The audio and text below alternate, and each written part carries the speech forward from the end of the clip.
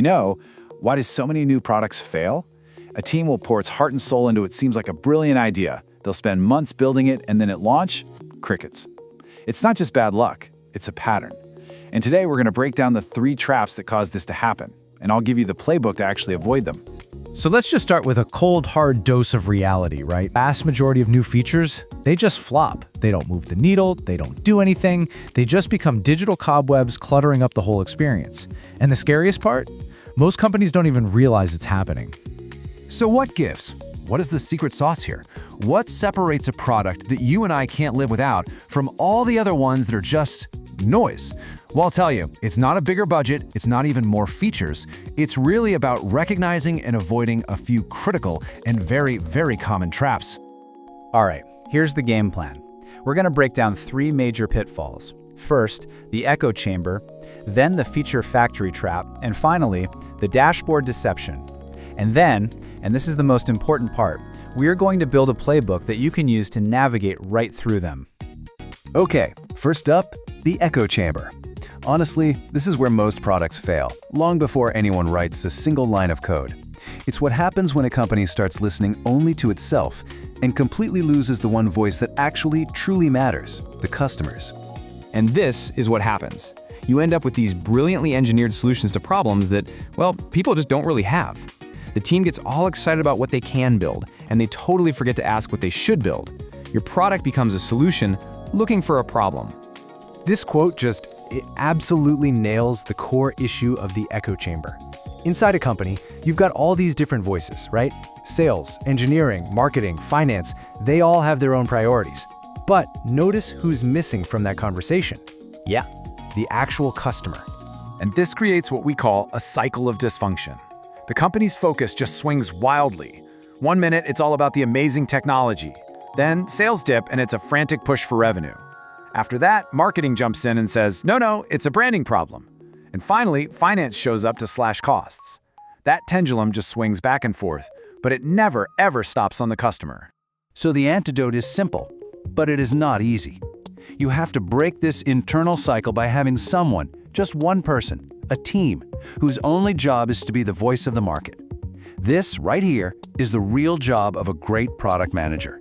Get out of the building and bring the customer's reality back inside. So when you're stuck in that echo chamber, a really predictable symptom starts to show up.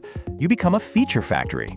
You stop solving real, core problems, and you just start shipping more stuff, hoping, praying that something eventually sticks. And this is the second trap on the road to failure.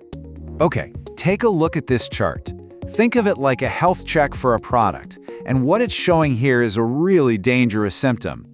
You see, you've got a couple of core features that get all the usage, and then there's this long, sad tail of features that almost nobody touches. This makes you so vulnerable. A competitor can just swoop in, attack that one popular feature, do it a little bit better, and poof, they can steal all your customers. And this is the end result.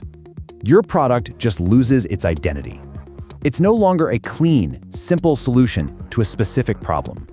Instead, it becomes this messy, confusing box of random parts that scares away new users and just frustrates your loyal ones.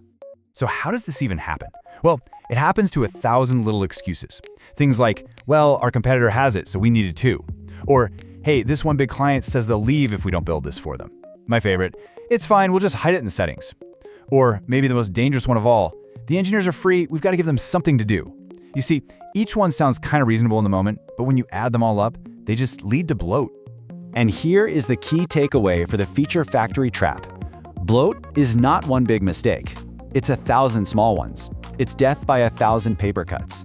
Every time you say yes to a feature just because it's easier than saying no, you're making a lazy decision that just adds to the bloat. So, let's say you've avoided the first 2 traps. You've actually listened to the market. You've built a focused product. You launch, and then what? Well, the third trap is what I call the dashboard deception. It's failing to understand what is actually happening once your product is out there, in the wild. See, to avoid flying blind, you need instruments. You need a dashboard. And that's where key performance indicators, or KPIs, come in. Now, a KPI isn't just any old metric. It's a very specific, quantifiable number that is tied directly to your goals. It's the thing that tells you if you're winning or losing. And then you get that message, the one every product team absolutely dreads. A key metric takes a nosedive. Your boss is asking why. Panic sets in. The dashboard deception isn't about not having data. It's about not knowing what to do when the data tells you something is very, very wrong. The key is not to panic. The key is to have a playbook. Don't guess. You start by mapping out every possible cause. You create what's called an issue tree. Then you just move through it, one branch at a time, using data to eliminate possibilities until you find the real root cause. So where do you start digging? Well, you segment, you slice the data. Is this drop happening everywhere or just in, say, Germany? Is it only on Android but not iOS? Did a new marketing campaign change where your users are coming from? Did a recent update introduce a nasty bug or slow the whole app down? This systematic approach, it turns that panic into a process. Okay, so we've looked at the 3 major traps that cause so many good products to fail. So how do we pull this all together into a strategy that actually works? Let's build our playbook. It's really this simple. If you find yourself in the echo chamber, and the symptom is that you're solving problems nobody has, the play is to get out and listen to the market. If your product is a bloated, confusing mess from being a feature factory, you have to learn to say no strategically. And if you're flying blind because of the dashboard deception, you need to measure what actually matters and have a plan to figure out why things go wrong. And that's really the most important takeaway here. There is no magic bullet. A great product isn't built on one single brilliant idea. It's built on a relentless, continuous process. You have to listen to the market, prioritize ruthlessly, and measure everything to see if you were right. And then, you do it all over again. And that brings us to the final question, the one I really want you to take back to your team. Look honestly at what you're building and how you're building it. Are you trapped in an echo chamber or a feature factory, just churning out stuff nobody asked for? Or are you truly focused on delivering a product that your customers actually need? The choice really is yours. Thanks for watching. Subscribe and like.